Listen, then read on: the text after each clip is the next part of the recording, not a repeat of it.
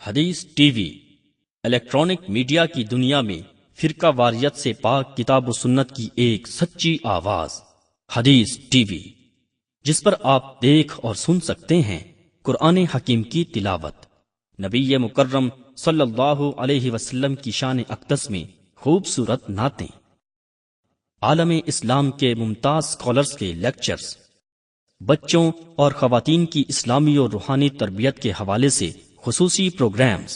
ہم نے حدیث ٹی وی کے ذریعے اسلام کا پیغام پاکستان اور دنیا بھر کے ناظرین تک پہنچانے کا عزم کیا ہے۔ اللہ ہم سب کا حامی و ناصر ہو۔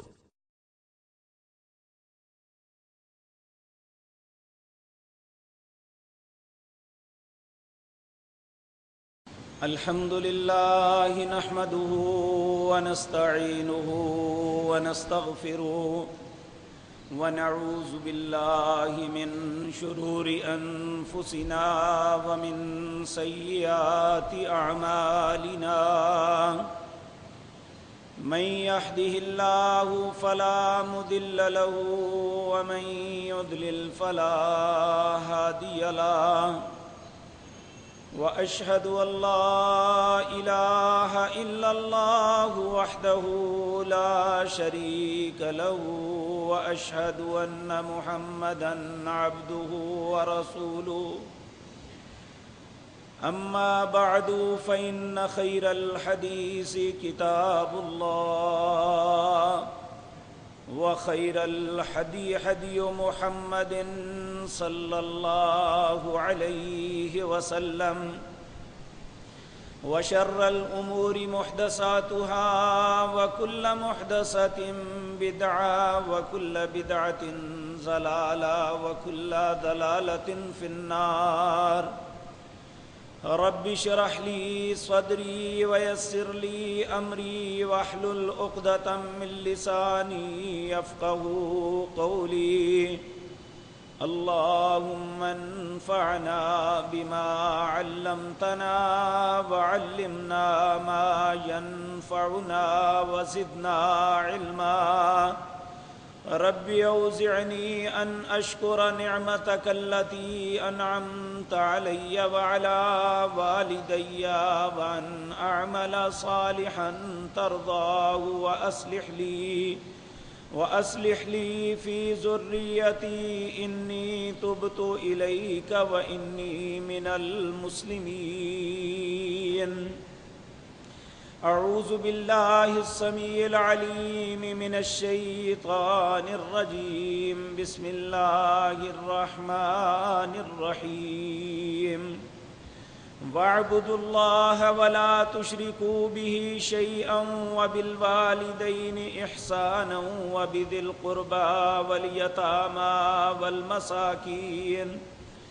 والمساكين والجار ذي القربى والجار الجنب والصاحب بالجنب وابن السبيل وما ملكت أيمانكم، إن الله لا يحب من كان مختالا فخورا۔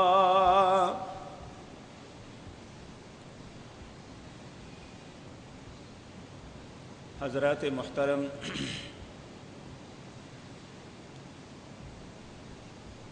ایک مسلمان اور ایک غیر مسلمان کی زندگی کے اندر زمین و آسمان کا فرق ہوتا ہے۔ جو شخص مسلمان نہیں ہوتا وہ اپنی زندگی، اپنی خواہش، اپنی رسومات، اپنے ملکی قوانین اور جو بھی اپنی سوچ ہوتی ہے اس کے مطابق گزارتا ہے، اور یہ بات اللہ رب العزت کو انتہائی نامعقول اور بری لگتی ہے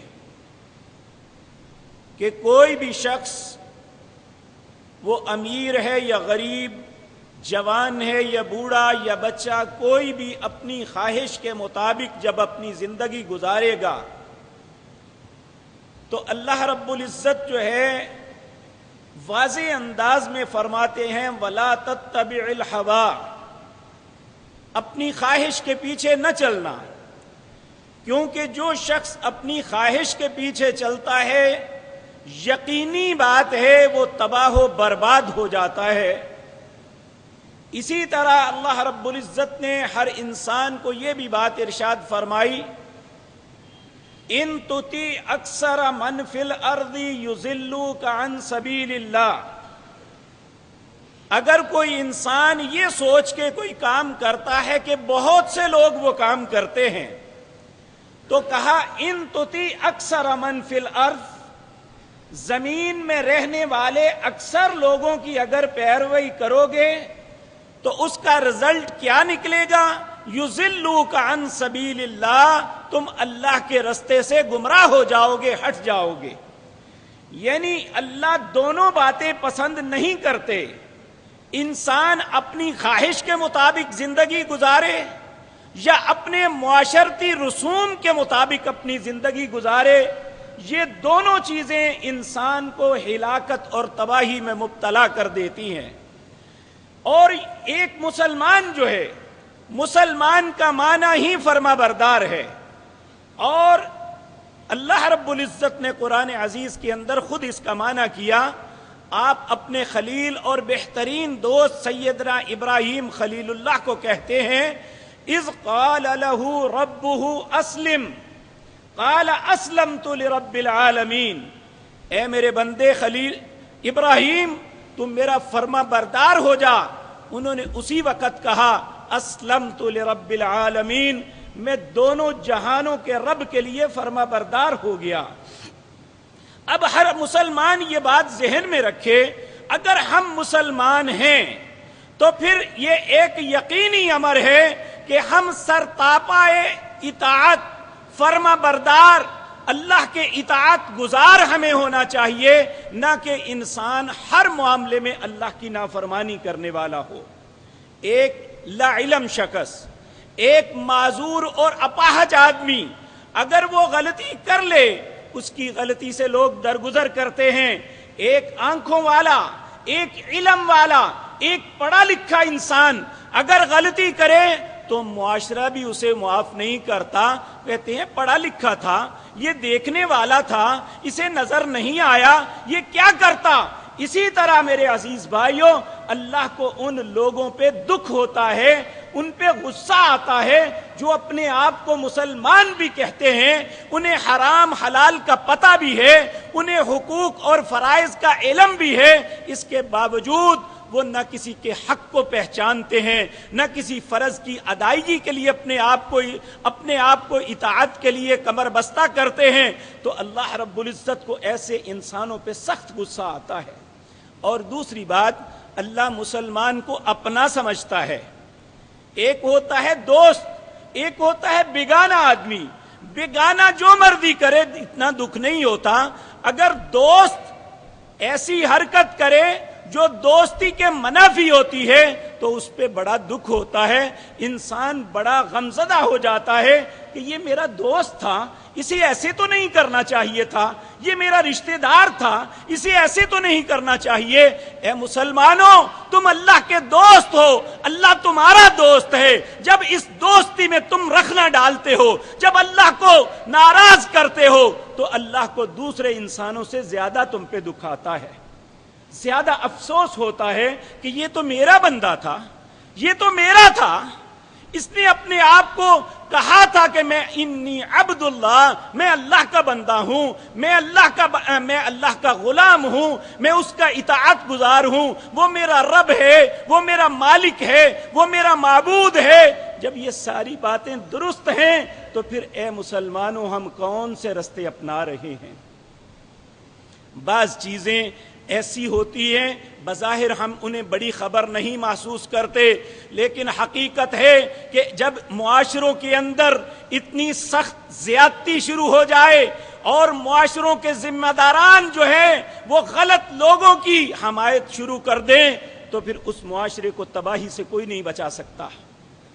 پرسوں اخبار کے اندر ایک خبر نظروں سے گزری، عدالت کے اندر ایک لڑکی اور لڑکا یہ عدالت میں بیان دینے کے لیے، اپنی شادی کا، آپس میں ملنے کا بیان دینے کے لیے آئے ہوئے تھے۔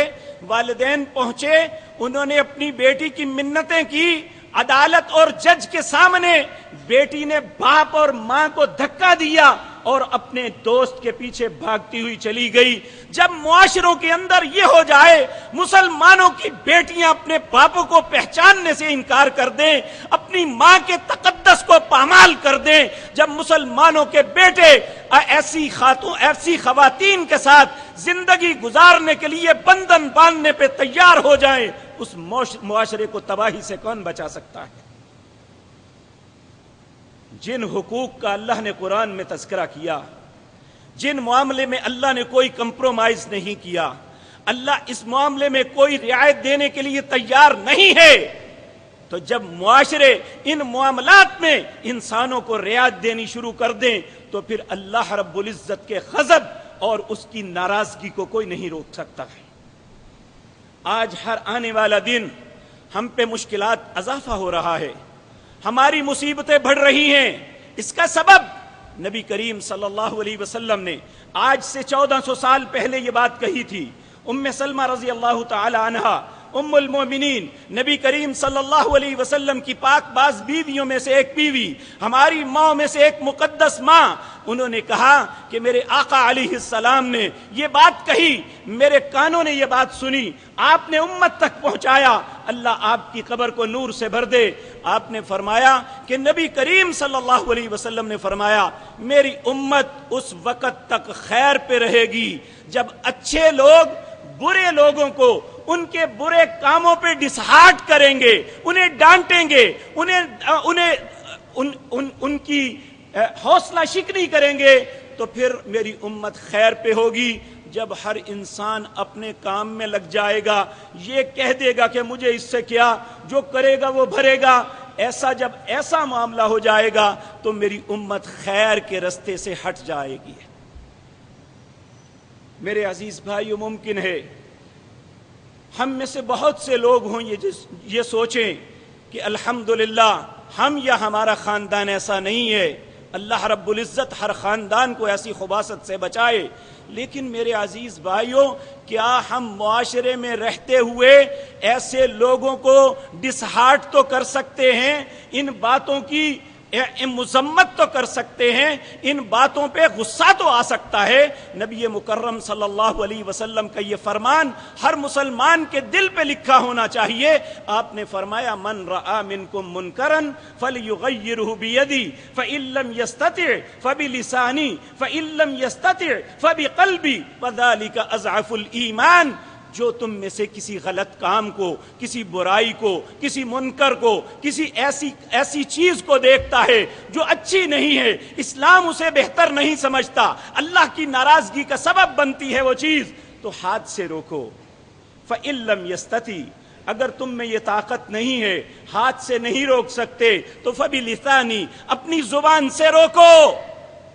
اگر معاشرے کا جبر تمہیں زبان سے بولنے کی بھی اجازت نہیں دیتا تو فَبِقَلْبِي، اپنے دل سے تو برا جانو۔ وَذَلِكَ أَضْعَفُ الْإِيمَانِ، اس کے بعد پھر ایمان کا کوئی رستہ نہیں ہے۔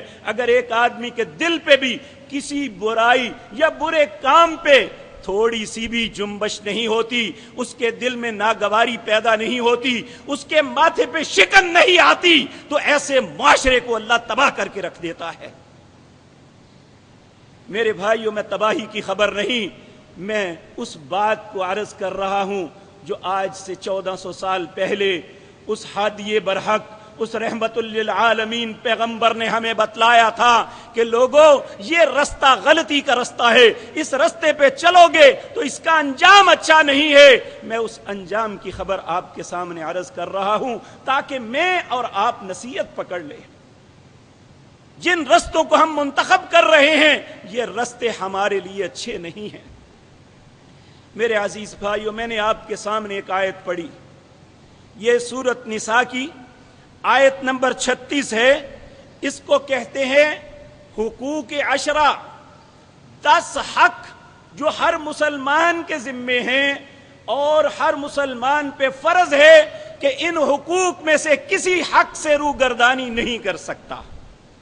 میں اور آپ آج کی مجلس میں یہ سوچیں گے، کیا جو حق 10 اللہ نے اس آیت میں بحیثیت مسلمان مرد یا بحیثیت مسلمان خاتون ہم پہ عائد کیے ہیں، ہم وہ حق ادا کر رہے ہیں یا نہیں کر رہے؟ اگر نہیں کر رہے تو اپنی اصلاح کریں، اگر کر رہے ہیں تو اللہ رب العزت کا شکر ادا کریں، تو اوروں کو اس رستے پہ چلانے کی کوشش کریں۔ میرے عزیز بھائیوں، میں نے پہلے بھی یہ بات عرض کی تھی کہ ایک انسان من یشفع شفاعۃ حسنۃ یکن لہ کفل منہا، کوئی انسان کسی کو اچھائی بھلائی کی دعوت دیتا ہے تو وہ اس کا حصے دار بن جاتا ہے بھلائی کے اندر، اس کو جو ثواب ملنا ہے وہ اپنی جگہ، دعوت دینے والے کو بھی اس کا اجر ملتا ہے اور کرنے والے کے اجر میں سے کوئی کمی نہیں کی جاتی۔ اسی طرح اگر ایک آدمی کسی اپنے معاشرے کے اندر برائی پھیلاتا ہے، غلط باتیں عام کرتا ہے، اور جتنے لوگ اس کی بات کو مان کے یا اس کو دیکھ کے برائی کا ارتکاب کرتے ہیں، وہ سارے کی ان کے گناہ میں کمی کوئی نہیں ہوتی، اور اتنا ہی گناہ اس کے سر پہ لادا جاتا ہے جو اپنے معاشرے کے اندر برائی کو عام کرنے کے لیے کردار ادا کرتا ہے۔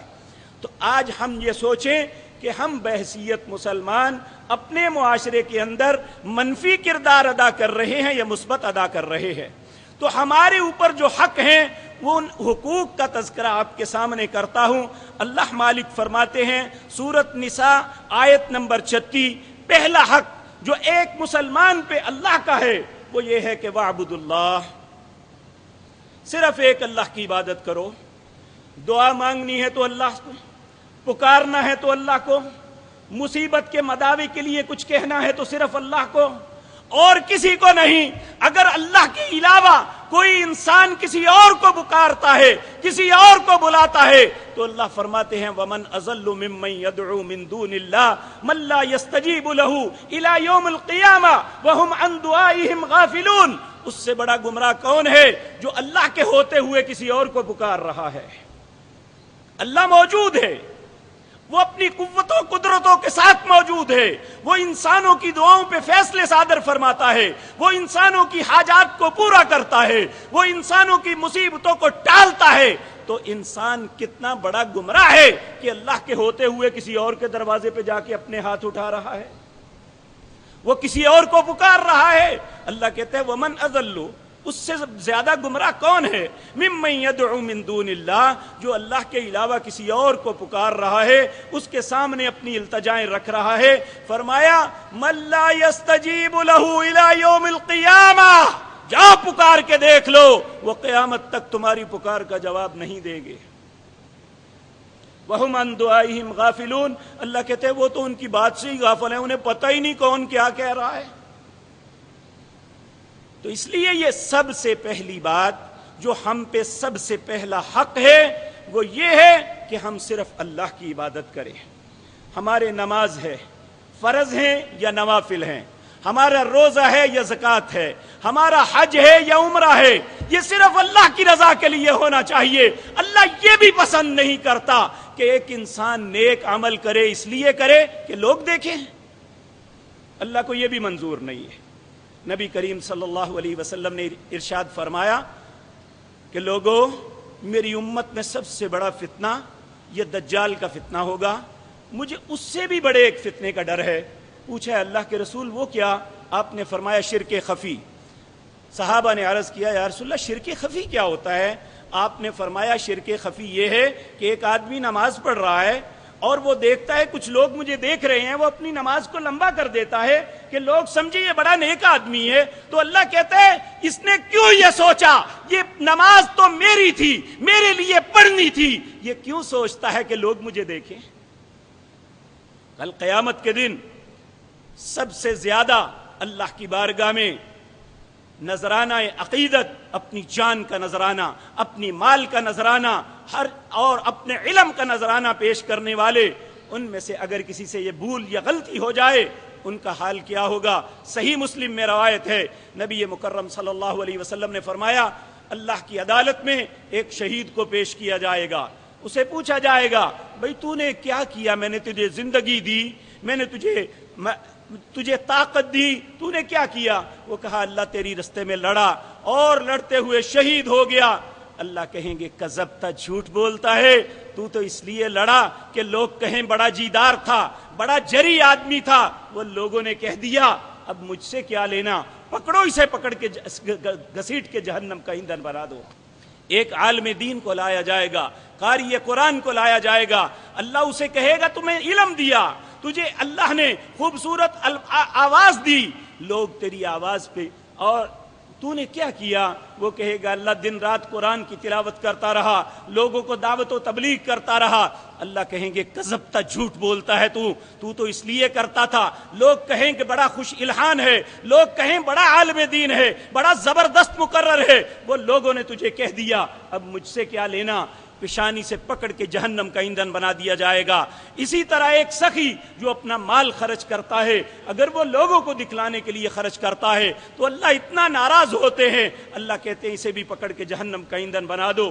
اس لیے میرے عزیز بھائیو، یہ ہم میں سے ہر انسان کو یہ بات بڑی ہوش و حواس سے یہ سننی بھی چاہیے اور اس پہ عمل بھی کرنا چاہیے۔ یہ بڑا حساس مسئلہ ہے کہ ہم نماز پڑھیں، ہم روزہ رکھیں، ہم عبادات کریں، پکاریں اللہ کو، دعائیں مانگیں، یہ صرف اللہ کی رضا کے لیے ہونی چاہیے، لوگوں کی خوشنودی کے لیے نہیں، کہ لوگ کہیں کہ یہ اچھا تھا۔ میرے عزیز بھائیوں، سب سے پہلی بات، سب سے پہلا حق جو اللہ مالک نے انسانوں کے ذمے لگایا وہ یہ ہے کہ وَاعْبُدُ اللَّهَ، صرف اللہ کی عبادت کرنا، خالص اسی کی۔ اللہ نے اپنے نبیوں تک کو حکم دیا کو کل کہو تم ان صلاتی و نسکی و محیای و مماتی للہ، میری نماز، میری قربانی، میرا مرنا اور جینا اللہ تیرے لیے ہے۔ اے مسلمان، میں اور آپ سوچیں، کیا ہم بھی یہ پورے دعوے کے ساتھ ببانگ دوہل یہ بات کہہ سکتے ہیں کہ میرا مرنا اور جینا اللہ کے لیے ہے، میری نماز اور میری قربانی اللہ کے لیے ہے؟ کہاں کہاں ہم غلطی کھا رہے ہیں، کہاں کہاں اللہ رب العزت کو دھوکہ دینے کی کوشش کرتے ہیں۔ تو اللہ کہتا ہے جو مجھے دھوکہ دینے کی کوشش کرتا ہے وہ مجھے نہیں، اپنی ذات کو دھوکہ دیتا ہے۔ یخادعون اللہ وہو خادعہم، اللہ کو نہیں دھوکہ دیا جا سکتا، دھوکہ تو وہ اپنے آپ کو دے رہا ہے۔ تو اس لیے اپنے آپ کو ہم مت دھوکہ دیں، اپنے مالک کے ساتھ خالص ہو جائیں، بغیر کسی لگی پٹی کے، بغیر کسی ریاکاری کے، بغیر کسی نمود و نمائش کے، ہم صرف اپنے دل میں اللہ کا خوف رکھیں اور اسی کے سامنے اپنی عبادات، اپنی التجائیں اسی کے سامنے رکھیں، تو پھر وہ اللہ ہم پہ رحم فرمائیں گے۔ اور دوسری بات، وَلَا تُشْرِكْ بِي شَيْئًا، اللہ کے ساتھ کبھی کسی کو نہ ملانا، نہ کسی فرشتے کو، نہ کسی نبی کو، نہ کسی ولی کو، کوئی بھی اللہ کی مخلوق میں اللہ کی برابری نہیں کر سکتا۔ وَلَمْ يَكُنْ لَهُ كُفُوًا أَحَدٌ، اللہ کہتا ہے میرا کوئی ہمسر نہیں ہے، نہ اللہ سے کوئی چیز نکلی ہے اور نہ اللہ کسی سے نکلا ہے۔ قُلْ هُوَ اللَّهُ أَحَدٌ اللَّهُ الصَّمَدُ، وہ بے نیاز ہے، لم یلد، اسے کسی نے نہیں جنا، ولم یولد، اور اس نے بھی کسی کو نہیں جنا، ولم یکن لہ کفوا احد، اور اس کی برابری کوئی نہیں کر سکتا۔ اللہ کی جب برابری کوئی نہیں کر سکتا تو پھر اللہ کے برابر یا اس کے سامنے ہم کس طرح کسی کو سفارشی کھڑا کر سکتے ہیں؟ جبکہ وہ آیت الکرسی میں کہتے ہیں من ذا الذی یشفع، کون ہے میرے سامنے میرے حضور کوئی سفارش کرے، الا باذنی، جب تک میں اجازت نہ دوں۔ میرے بھائیو، سفارش بھی دور کی بات ہے، یوم یقوم الروح والملائکۃ صفا لا یتکلمون الا من اذن لہ الرحمن، جس دن اللہ کی عدالت لگے گی، فرشتے صفیں باندھ کے کھڑے ہوں گے، جبریل بھی وہاں پہ ہاتھ باندھ کے اللہ کی بارگاہ میں کھڑا ہوگا، ساری مخلوق اللہ کی عدالت میں کھڑی ہوگی۔ لا یتکلمون، کسی میں کلام کرنے کی جرت نہیں ہوگی، الا من اذن لہ الرحمن، جسے رحمان اجازت دیں گے صرف وہ بات کر سکے گا۔ اس کائنات میں سب سے افضل و برتر جناب محمد الرسول اللہ सल्लल्लाहु अलैहि वसल्लम, जिन्हें शफाअत कुबरा का हक मिला है, अल्लाह रब्बुल इज्जत के सामने सफारिश कैसे करेंगे? आप खुद फरमाते हैं सही बुखारी की एक मुतव्वल हदीस के अंदर कि अल्लाह के सारी मखलूक आदम अलैहिस्सलाम के पास जाएगी, आदम अलैहिस्सलाम इनकार कर देंगे, नूह अलैहिस्सलाम के पास जाएगी, नूह अलैहिस्सलाम इनकार कर देंगे, हजरत इब्राहीम, हजरत मूसा, ईसा सब के पास जाएंगे, सारे अंबिया और रसूल इनकार कर देंगे। अल्लाह की अदालत में आज नहीं जा सकते। आज अल्लाह बड़े गजबनाक हैं और ईसा अलैहिस्सलाम कहेंगे मैं रास्ता बता सकता हूं, जाओ मुहम्मदुर रसूलुल्लाह सल्लल्लाहु अलैहि वसल्लम के पास, वो मुमकिन है आपकी बात कुछ कर लें।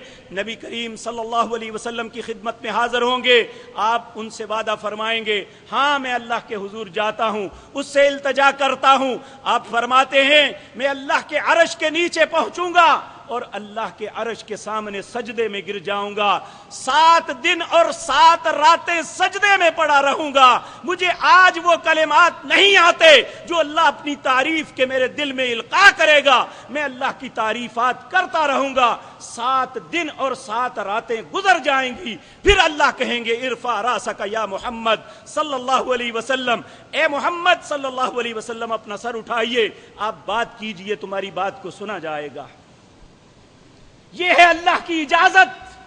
जब अल्लाह इजाजत देगा फिर नबी मुकर्रम सल्लल्लाहु अलैहि वसल्लम इंसानियत के लिए कहेंगे ए अल्लाह इनका हिसाब किताब शुरू कर, ये सूली पे लटके हुए हैं, अल्लाह उस वक्त हिसाब शुरू करेंगे। तो मेरे अजीज भाइयों, वो कितना बेवकूफ इंसान है जो इतने ताकतवर अल्लाह के सामने, जो इतनी कुदरतों वाले मालिक के सामने, जिसके सामने अंबिया सजदा रेज होते हैं, उसके बराबर इंसानों को बना देता है कि ये भी कर लेंगे, ये भी ऐसा हो जाएगा। कौन है अल्लाह की अदालत में जो कुछ कर सके? अल्लाह मालिक। दूसरा हक ये है, अल्लाह फरमाते हैं वला तुशरिकू बिही शैया, उसके साथ शिरक न करना। बल्कि शिरक के मुतालिक फरमाया इन्नल्लाह ला यगफिरु अन युशरक बिही व यगफिरु मा दून ज़ालिका लिमन यशा, अल्लाह शिरक नहीं माफ करेगा, इसके अलावा जितने गुनाह हैं वो बेनियाज मालिक है, वो माफ कर दे, उसे कोई परवाह नहीं। हदीस कुदसी है, नबी मुकर्रम सल्लल्लाहु अलैहि वसल्लम ने फरमाया मेरे मालिक ने ये बात कही, ए इब्ने आदम, ए आदम के बेटे, ए हव्वा की बेटियों, इतने गुनाह मेरी अदालत में लेके आ जाओ कि जमीन और आसमान का सारा खला भर जाए, एक जर्रा रखने की जगह न रहे, ला उबाली, मुझे कुछ परवाह नहीं, इल्ला शिर्क, मेरे पास शिरक लेके ना आना। इसलिए मेरे अजीज भाइयों, नबी मुकर्रम सल्लल्लाहु अलैहि वसल्लम का भी फरमान है मम माता ला तुशरिक बिल्लाहि शैयन दखल अल जन्ना, जो शख्स इस हालत में मरा उसने कभी अल्लाह के साथ शिरक नहीं किया, अल्लाह उसे जरूर जन्नत में दाखिल करेंगे। तो हमारे लिए जन्नत का दरवाजा ही ये है कि हम मवाहिद बन जाएं, शिरक से बच जाएं, इस गंदगी और गिलाजत से अपने आप को बचा लें। यह मुसलमान पर अल्लाह का हक है। और तीसरा वबिल वालिदैन इहसाना, माँ बाप के साथ एहसान करो। मेरे भाइयों, हम जिंदगी में किसी के साथ एक मर्तबा कोई भला किया हो ना, अगर वो हमारी बात ना माने तो कहते हैं ये एहसान फरामोश है।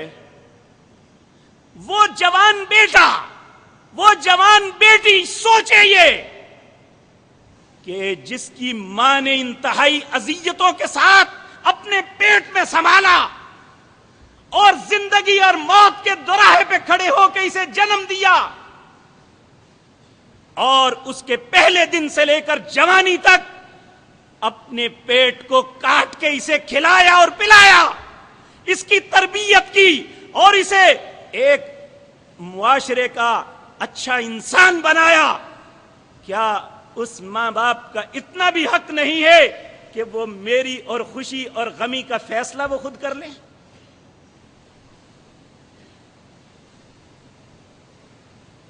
जलील तरीन लोग हैं वो जो ऐसे लोगों को प्रमोट कर रहे हैं। कल अल्लाह की अदालत में सबसे जिल्लत में ये लोग मुब्तला होंगे। सहूलतें जो देते हैं हमारा मीडिया, हमारी अदालतें, अराकीन असेंबली, یہ سارے کے سارے لوگ کیا جواب دیں گے اللہ کی عدالت میں؟ اس لیے میں خصوصاً نوجوان بیٹیوں اور بیٹوں سے عرض کروں گا، ایک تاریخ میں ایک واقعہ بڑا عجیب لکھا ہوا ہے۔ عبداللہ بن مبارک کے پاس ایک شخص آیا، کہنے لگا میں بڑی مشکل کا شکار ہوں۔ کہنے لگے کیا ہوا ہے؟ کہنے لگا میں نے اپنی پیٹھ پہ اٹھا کے اپنی ماں کو 40 مرتبہ حج کروایا ہے، اور جب میں 40 ماہ حج کروایا تھا تو اس کے بعد میں نے کہا کہ میں نے اپنی ماں کا حق ادا کر دیا۔ کہتے ہیں رات میں سویا تو خواب کے اندر مجھے کسی کہنے والے نے کہا تو کیا سوچ لیا ہے آج کہ میں نے ماں کا حق ادا کر دیا ہے؟ تو ایک رات کا حق ادا نہیں کر سکا جب تو نے پیشاب کیا تھا اور سردی کی ٹھٹھرتی ہوئی رات تھی، تیری ماں تجھے خشک جگہ پہ لٹا کے خود ساری رات گیلی جگہ پہ سوئی رہی تھی، تو نے تو ایک رات کا حق ادا نہیں کیا، تو کہتا ہے میں نے ماں کی زندگی کا حق ادا کر دیا ہے۔ تو آج ہم ماں باپ کو ایک ملازم کی حیثیت بھی دینے کے لیے تیار نہیں ہے۔ کیسے مسلمان ہیں ہم؟ کیا ہمارے ماں باپ ہماری زندگی کا کوئی فیصلہ کرنے کا کوئی حق نہیں رکھتے؟ جنہوں نے اپنی زندگی اور موت کے سارے معاملات ہمارے لیے خوشی سے قبول کیے، جنہوں نے زندگی کی ساری مصیبتوں کو جھیل کے ہمیں جوانی تک پہنچایا، آج اس ماں باپ کا یہ بھی حق نہیں ہے کہ ایک ذہن میں، ایک دل میں آنے والی کمینگی کو میں ان کے لیے قربان کر دوں۔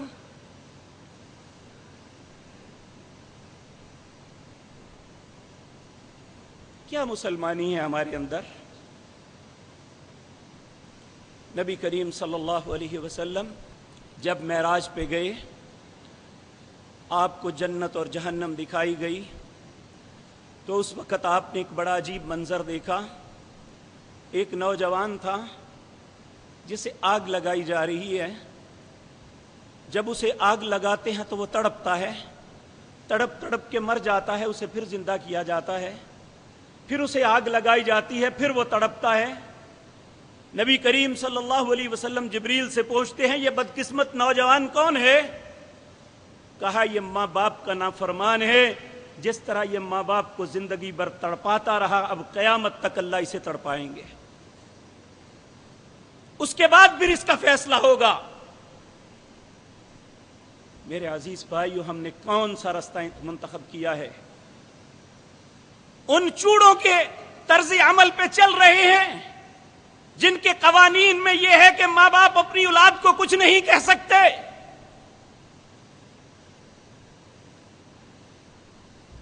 ایک شخص نبی کریم صلی اللہ علیہ وسلم کی خدمت میں آیا، آ کے کہا یا رسول اللہ صلی اللہ علیہ وسلم، میرا باپ مجھ سے پوچھتا نہیں ہے اور میرے پیسے وغیرہ لے جاتا ہے۔ نبی کریم صلی اللہ علیہ وسلم نے اس کی بات سنی، خاموش رہے۔ اس کو پتا چلا کہ میرے بیٹے نے نبی کریم صلی اللہ علیہ وسلم کے پاس یہ شکایت کی ہے۔ اس نے اپنے دل کے اندر کچھ باتیں سوچی، سوچنے لگا کہ اے میرے بیٹے، جب تو کچھ بھی نہیں تھا، اللہ مالک نے ہم پہ رحم کیا، ہماری وجہ سے تو دنیا میں آیا، پھر وہ زندگی کی ساری مصیبتیں اپنے ذہن میں تازہ کر کے سوچتا ہے کہ میں نے اس بیٹے کے لیے کیا کچھ کیا۔ تو ساری باتیں سوچنے کے بعد کہتا ہے بیٹے، میرا اتنا بھی حق تیرے پہ نہیں تھا کہ میں تیرے چند ٹکے لے لوں تو وہ بھی تو ناراض ہوتا ہے۔ جب اس کے دل کی سوچ کو اللہ نے سنا تو اپنے نبی کے پاس وحی بھیجی۔ نبی کریم صلی اللہ علیہ وسلم نے جب وحی کے کلمات سنے تو غصے سے سرخ ہو گئے۔ آپ نے کہا کہاں ہے وہ نوجوان جس نے باپ کے متعلق شکایت کی تھی؟ اس نے کہا شاید میرے حق میں فیصلہ آنے لگا ہے۔ آگے بڑھا، ہاں یا رسول اللہ صلی اللہ علیہ وسلم، میں نے عرض کیا تھا، آپ نے فرمایا اٹھ، میری مجلس سے چلا جا، تو اور تیرا مال، تیری جان، سب کچھ تیرے باپ کا ہے، وہ لے جائے، کوئی حرج نہیں ہے اس میں۔ جس پاک پیغمبر کا کلمہ پڑھتے ہیں، کل ان سے سفارش کے لیے کس طرح التجائیں کریں گے جبکہ ہم نے ان کی اور اپنے رب کی نافرمانی کر کے اپنے ماں باپ کو تڑپایا ہوگا۔ تیسرا حق یہ ہے کہ وبالوالدین احسانا، ان پہ احسان کرو، ان کے ساتھ عدل نہ کرنا، ترازو نہ لگانا کہ ابا جی کو یہ دینا ہے، ماں کو یہ دینا ہے۔ احسان یہ ہے جو مانگتے ہیں دیتے جاؤ، اور جتنی ماں باپ کی جو قدر کرتا ہے، یقین مانیے اللہ اتنا اس پہ خوش ہوتے ہیں اور دنیا کی نعمتیں نچھاور کر دیتے ہیں۔ 3 4 5 بچوں میں جو بچہ اپنے والدین کی خدمت میں سب سے بڑھ چڑھ کے حصہ لیتا ہے، اللہ مالک دنیا کو دکھاتا ہے کہ جس نے میرے حکم کی تعمیل کی، میں اس کا ہاتھ نہیں چھوڑوں گا۔ اللہ ہر مصیبت میں اس کا مددگار بنتا ہے۔ چوتھا حق وبذی القربا، تمہارے کچھ رشتہ دار بھی ہیں، اولو الارحام، رحم کی جمع ارحام ہے، اور یہ ان رشتوں کو کہتے ہیں جو دادی اور نانی کی وجہ سے رشتے بنتے ہیں۔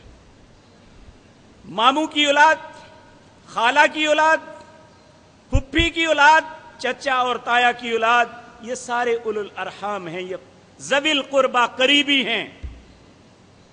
ہم اپنے معاشرے میں انہیں شریکہ کہتے ہیں، اللہ کہتے ہیں تمہارے رحم کے بھائی ہیں۔ واتقوا اللہ الذی تساءلون بہ والارحام، اس ذات سے ڈرنا جس نے ان رحم کے رشتوں کے متعلق تم سے سوال کرنا ہے کہ تمہارے تعلقات اپنے بھائیوں سے، اپنے چچاؤں سے، اپنے خالوؤں سے، اپنی پھپھیوں سے، اپنے ماموں سے کیا تعلق تھے۔ نبی کریم صلی اللہ علیہ وسلم نے حکمن فرمایا، اپنے نسب کو اتنا یاد ضرور رکھو کہ جو تمہارے قریبی رشتہ دار ہیں تمہیں پتہ ہونا چاہیے کون کہاں رہتا ہے، اور ان کے ہاں جانا ضرور ہے، ان کے ساتھ صلہ رحمی کرنی ہے، اور ان کے معاملات جو ہے ان کو دیکھنا ہے۔ اگر اللہ نے آپ کو سہولتیں دی ہیں تو ان کے ساتھ معاونت کرنی ہے۔ والیتامی، یتیموں کا خیال رکھنا ہے۔ وہ بچہ نابالغ جس کا باپ کا سایہ اٹھ گیا،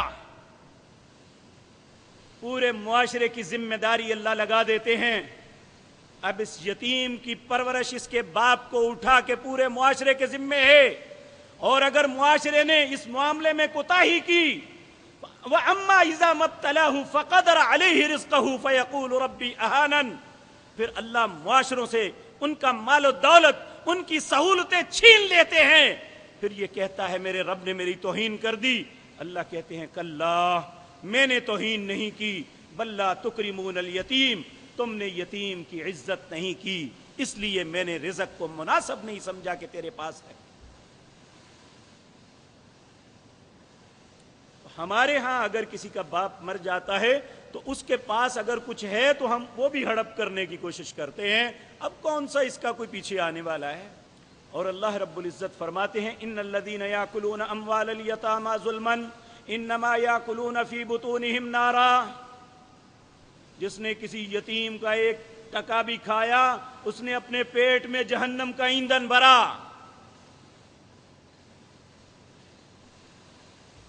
پانچواں حق یہ ہے کہ ہم اپنے معاشرے میں، اپنے رشتہ داروں میں، اپنے ملازموں میں یتیم اتنی دیر یتیم کہلا سکتا ہے جب تک وہ بالغ نہیں ہوتا، جب وہ بالغ ہو جاتا ہے وہ یتیموں کی صف سے نکل جاتا ہے۔ والمساکین، اور اپنے معاشرے میں مساکین کا خیال رکھنا یہ بھی مسلم معاشرے کی ذمہ داری ہے۔ مسکین کس کو کہتے ہیں؟ جو کماتا ہے، مزدوری کرتا ہے، اس کے باوجود وہ اس کے پاس اتنی اجرت نہیں بنتی کہ اپنے گھر والوں کی اچھے طریقے سے کفالت کر سکے، ان لوگوں کا خاص خیال رکھنا ہے۔ اور جو لوگ مساکین کو کھانا کھلاتے ہیں قیامت کے دن اللہ رب العزت خود فرمائیں گے وَيُسْقَوْنَ فِيهَا كَأْسًا كَانَ مِزَاجُهَا زَنجَبِيلًا، میں اپنا مہمان بنا کے زنجبیل کا پانی پلاؤں گا۔ اس لیے یہ مت سمجھیں کہ ہم کسی مسکین پہ احسان کر کے کوئی بہت مار کا مار رہے ہیں، ہم اپنے آپ کو اللہ کی نظروں میں اچھا بنانے کی کوشش کر رہے ہیں۔ اور سورۃ دہر جو ہر جمعے میں دوسری رکعت میں فجر میں پڑھتے ہیں، اس میں اللہ رب العزت فرماتے ہیں کہ وہ مسکین کو کھانے کھلانے کے بعد کسی قسم کی طمع نہیں رکھتا، وہ تو صرف اللہ کے لیے کھلا رہا ہے انہیں کہ میرا رب مجھ پہ راضی ہو جائے۔ تو ہم سوچیں کہ مسلمان معاشرے میں کے افراد ہیں ہم، کیا ان حقوق کا ہم خیال رکھ رہے ہیں؟ اگر ہم اپنے معاشرے کو بچانا چاہتے ہیں تو ان حقوق کی پاسداری کرنا ہم پہ فرض ہے۔ اسی طرح والجار ذی القربہ، تمہارے پڑوس میں اگر تمہارے رشتہ دار ہیں تو 3 حق ہیں اس کے، ایک وہ آپ کا پڑوسی ہے، ایک وہ آپ کا رشتہ دار ہے، ایک وہ مسلمان ہے۔ اگر آپ اس کے ساتھ بھلائی کرتے ہیں تو آپ کو 3 اجر ملیں گے۔ آپ اگر اس پڑوسی کے ساتھ جو آپ کا رشتہ دار بھی ہے، مسلمان بھی ہے اور پڑوسی بھی ہے، اس کے ساتھ کوئی غلط کام کرتے ہیں تو اتنا ہی زیادہ گناہ بھی ملے گا۔ نبی کریم صلی اللہ علیہ وسلم نے فرمایا ایک چور 10 چوریاں کرے اسے اتنا گناہ نہیں ہوتا جتنا کسی شخص نے اپنے پڑوس کے گھر سے کوئی چیز چرائی، اسے جتنا 10 چوریوں سے زیادہ گناہ ہوتا ہے۔ ایک شخص 10 مرتبہ کسی سے زنا کرے اسے اتنا گناہ نہیں ہوتا۔ اگر وہ اپنے پڑوس کی بیٹی یا بہن یا اس کی بیوی کے ساتھ بدکاری کرتا ہے 10 سے زیادہ زنا کے برابر اسے گناہ ملتا ہے۔ ایک مرتبہ حضرت جابر رضی اللہ تعالیٰ عنہ کہتے ہیں میں نبی کریم صلی اللہ علیہ وسلم کے ساتھ مدینہ سے باہر جا رہے تھے، آپ نے مجھے کہا یہاں کھڑے ہو جاؤ۔ آپ احد کے پہاڑ کے دوسری طرف چلے گئے، وہاں مجھے کچھ آوازیں سنائی دی، میرے دل میں آیا کہ نبی پاک کو کوئی نقصان نہ دے، میں جا کے آگے دیکھوں۔ پھر مجھے خیال آیا، آپ نے فرمایا یہیں پہ بیٹھے رہنا، میرا انتظار کرنا جب تک میں آؤں نا۔ میں بیٹھا رہا لیکن پریشان رہا۔ بڑی مدت کے بعد، بہت وقت گزارنے کے بعد آپ جب واپس آئے، میں نے کہا یا رسول اللہ صلی اللہ علیہ وسلم خیریت تو تھی؟ کون تھا جو آپ سے باتیں کر رہا تھا؟ کس چیز کی آوازیں آ رہی تھی؟ آپ نے فرمایا میرے پاس جبریل آئے تھے، وہ پڑوسوں کے حقوق کے متعلق اتنی تاکید کر رہے تھے، میرے دل میں یہ خیال پیدا ہوا کہیں اللہ پڑوسیوں کو وراثت کا حق نہ دے دے۔ کیا ہمارا پڑوسی ہم سے تنگ ہے یا خوش ہے؟ یہ ہم دیکھیں۔ آپ نے فرمایا اگر کسی بندے کی اچھائی کا پتہ لگانا ہے تو اس کے پڑوس میں دیکھیں کہ اس کے پڑوسی اس سے کتنا تنگ ہیں یا کتنے سہولت میں۔ تو پہلا 3 حق ہیں ایسے پڑوسی کے، والجار ذی القربہ، تمہارا پڑوسی بھی ہو، مسلمان بھی ہو اور رشتہ دار بھی ہو تو 3 حق ہیں۔ والجار الجنب، اور ایسا پڑوسی جو مسلمان نہیں بھی، وہ تمہارا پڑوسی ہے اور رشتہ دار بھی ہے تو تم اس کے اوپر 2 حق ہیں۔ اگر وہ مسلمان بھی نہیں، تمہارا رشتہ دار بھی نہیں، صرف پڑوسی ہے تو اس کا 1 حق ہے، پھر بھی اس کے ساتھ زیادتی کبھی نہیں کرنی، بے شک وہ غیر مسلمان کیوں نہ ہو۔ تو ہم میرے عزیز بھائیو سوچیں کہ ہم اپنے پڑوس کے ساتھ کیا رویہ اختیار کیے ہوئے ہیں۔ والصاحب بالجنب، اور تمہاری زندگی کا ساتھی، اگر بیوی ہے تو اس کا خامد، اگر خامد ہے تو اس کی بیوی۔ یہ دیکھیں کہ بیوی اپنے خامد کے لیے کتنی آسانی کر رہی ہے یا خامد اپنی بیوی کے لیے کیا قربانی دے رہا ہے۔ یہ بات بھی بڑی مناسب ہے۔ نبی کریم صلی اللہ علیہ وسلم نے فرمایا تم میں سے اچھا وہ انسان ہے جو اپنی بیوی کے حق میں اچھا ہے۔ لوگوں، میں اپنی بیویوں کے حق میں سب سے زیادہ بہتری کرتا ہوں۔ تو یہ گھر کا ماحول بہتر بنانے کے لیے ضروری ہے کہ بیوی اپنے خامد کی باتوں کو درگزر کرے، خامد اپنی بیوی کی باتوں کو درگزر کرے تو انشاءاللہ یہ زندگی آسانی سے گزر جاتی ہے۔ تو میں جب غور کرتے ہیں اپنے معاشرتی رویوں پہ غور کرتے ہیں، جب معاشرے کے مختلف مصیبتوں پہ غور کرتے ہیں تو احساس ہوتا ہے ہم ان سارے معاملات میں فیل ہیں، ہم تھوڑے سے بھی نمبر نہیں لے رہے، ہم ان حقوق میں بالکل پیچھے جا رہے ہیں۔ اللہ رب العزت فرماتے ہیں وابن السبیل، مسافر کا بھی حق ہے۔ دیکھیں ہم مسلمان ملک، مسلمان معاشرہ، کلمہ گو 97% اس ملک کے مسلمان، مسافر گاڑی سے اترتا ہے، آگے ایک ٹھگ آتا ہے، اسے بے ہوش کرنے والی چیز کھلا کے سڑک کے کنارے پہ پھینک کے سب کچھ لے جاتا ہے۔ کیا یہ اسلامی تصور ہے؟ اللہ نے تو مسافر کی عزت کرنے، اس کا حق ادا کرنے کا حکم دیا، تو ہم مسافر کے ساتھ سلوک یہ کرتے ہیں کہ ہم چھڑکتے ہیں، اس کی بات نہیں مانتے، اور بعض لوگ یہ ایکٹنگ کرتے ہوئے مسافر بن کے مانگنے کے لیے چل پڑتے ہیں۔ ہر دونوں معاملے غلط ہیں۔ فرمایا وما ملکت ایمانکم، تمہارے ملازمین جو تمہارے زیر نگی ہیں، اللہ نے آپ کو اگر منصب دیا ہے تو آپ کے جونیئرز جو ہیں ان کے بھی حق ہیں، انہیں انسان سمجھو اور ان کے حقوق ادا کرو۔ ہم میں سے جسے بڑا منصب ملتا ہے اس کی گردن میں، اس کے کانوں میں ایسا سریا آ جاتا ہے، اسے اگر چھوٹا سلام بھی کرے سلام کا جواب دینا مناسب نہیں سمجھتے۔ الا ماشاء اللہ۔ میرے عزیز بھائیو، یہ کوئی اچھی علامت نہیں ہے جو ہمارے اندر ظاہر ہو چکی ہے۔ اللہ رب العزت فرماتے ہیں ان اللہ لا يحب من کان مختالا فخورا، اللہ کسی متکبر اور حد سے گزرنے والے سے محبت نہیں کرتے۔